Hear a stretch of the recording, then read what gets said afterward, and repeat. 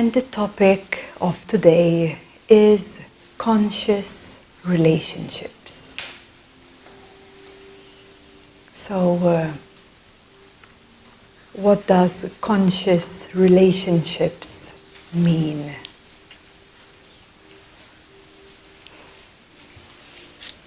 It is a very big topic that we always keep learning more and more how to bring more awareness in a dynamic of any relationship. You know, any relationship,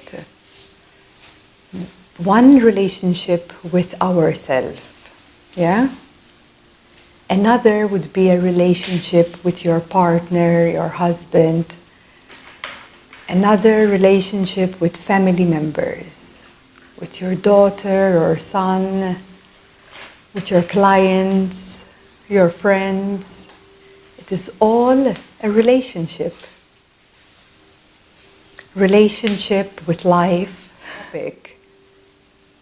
So conscious relationship is not just about you and your boyfriend or you and your husband, yeah? It is the totality of conscious relating with the whole life and all that's in it, including yourself. So today, but I wanted to bring one category in, which I'm sure everybody would like to learn more about, conscious relationships with your partner, which of course this can also be practiced with anything else, yes, with life, with family, with friends. It's just with a partner, the degree is a bit more, maybe stronger, connected, deeper, more intense. Yeah, is acceleration of evolution. This is what really happens in conscious relating. You accelerate your own evolution. It's like you take a highway and you are riding on that highway. So if you commit to yourself for being open to grow, to evolve, then a relationship will take you on a fast track. That is for sure. Okay? Because your partner or the one that is the most closest to you is the one that's going to trigger you mostly. You know, your friend you see once in a while, you might be able to handle if there's something that bothers you in her or he, yeah? But when you're living or you're seeing someone who is so close to you for many hours in the day or every day, well, this is where life will test you. But if we take like a commitment, you know, and we say, yes, I am in this relationship to grow. That's going to shift something so big, yeah, between the dynamic of the relationship. So the first one I wrote down here is the conscious couple is not attached to the outcome of the relationship, to the outcome.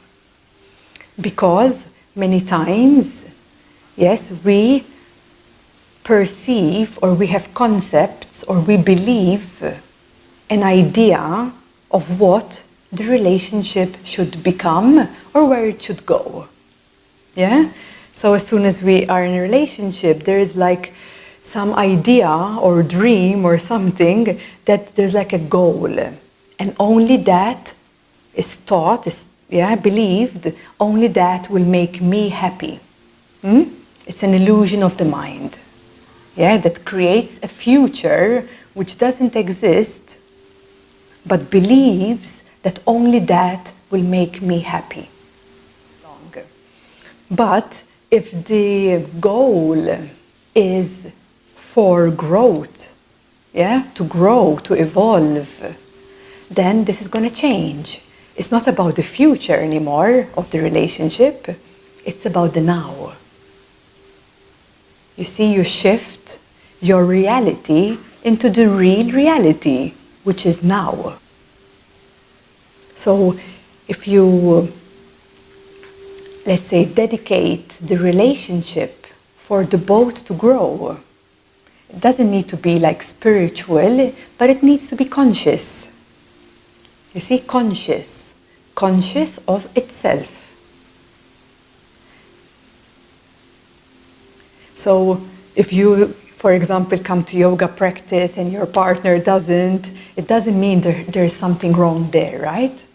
But if both are willing to be conscious of what is truly unfolding in the relationship and seeing the potential of growth within each other, then that is the right path on how to be in relation at every moment of time, of life. If the relationship is stale, some people are like maybe together and it's, in a way, it kind of staled down. There's like nothing much happening. There's no growth happening. There's no evolution happening. Then there's something has got stale, But the moment you are open to see maybe what's triggering you and what is triggering him, and then to have open meetings, to communicate, to understand each other, to have compassion, to hear each other, not to judge each other. See, all these aspects create wholeness. See it? So then you start seeing life and seeing partners and seeing people in your life as a teacher. Everyone is teaching you something constantly, if you are only aware of it.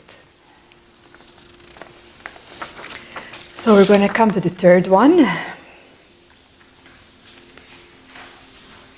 And this also continues, all feelings are welcome. All feelings are welcome. So between you and your partner, hold an open space. An open space of non-judgment. You see, you can create that. Both of you can create that. To have an open space of no judgment. So here I'm not saying if you feel sadness, suppress it or regress it or run away from it. No, acknowledge it. And if you need to express, not out of pain, because it will take you nowhere. First you have to calm down, come to peace, and then you can speak about it. And then you can speak. Because when you speak from a calm place, you will not speak of judgment. You will not blame. Your words will be open. And with that, the other can hear you. And then the conversation is constructive. You're creating and you're building something there. So that is really, really important to practice.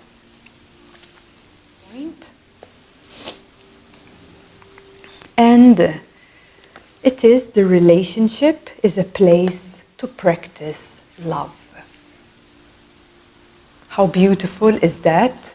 To see your own relationship with whomever, right? As a practice of love. There's a concept or idea of what love is. And yet is not lived. We want it so bad. We want love so bad, but yet we don't practice love. And how do we cultivate love? By practicing, by cultivating love. You see, so even as I'm speaking, I'm like seeing even the energetics. If there's a concept of love, what love means to me, and I can never reach it, can never get it. Again, goal orientation, somewhere in the future, which I can never reach. So instant disappointment, disempowerment, yeah? All of the disempowered energies keep flowing inside you. But the moment you shift that to the now and say, now I practice love. I practice love. And how do you practice love? What are all the qualities of love? So you can practice kindness. You can practice patience, compassion.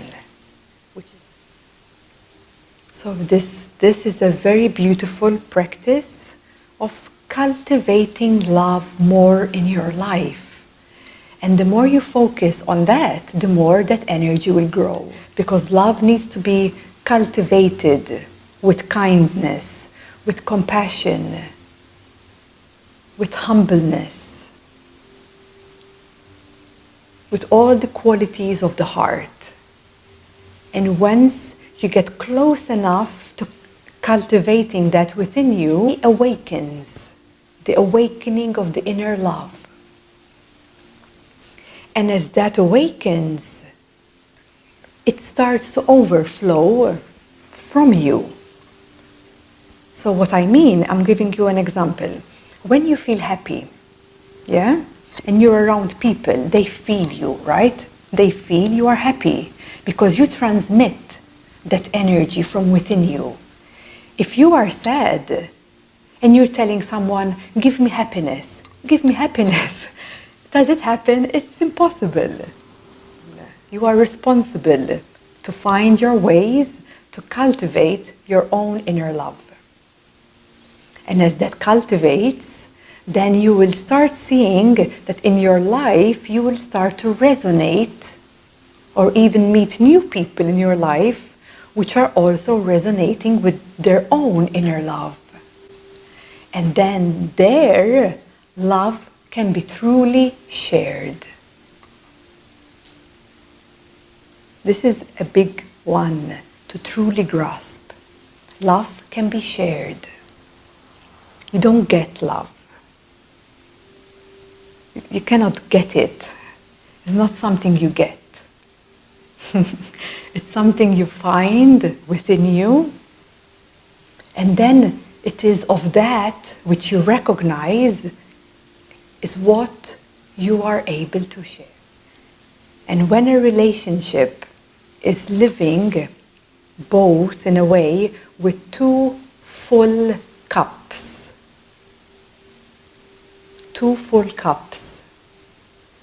here's the most beautiful relationship you can ever have.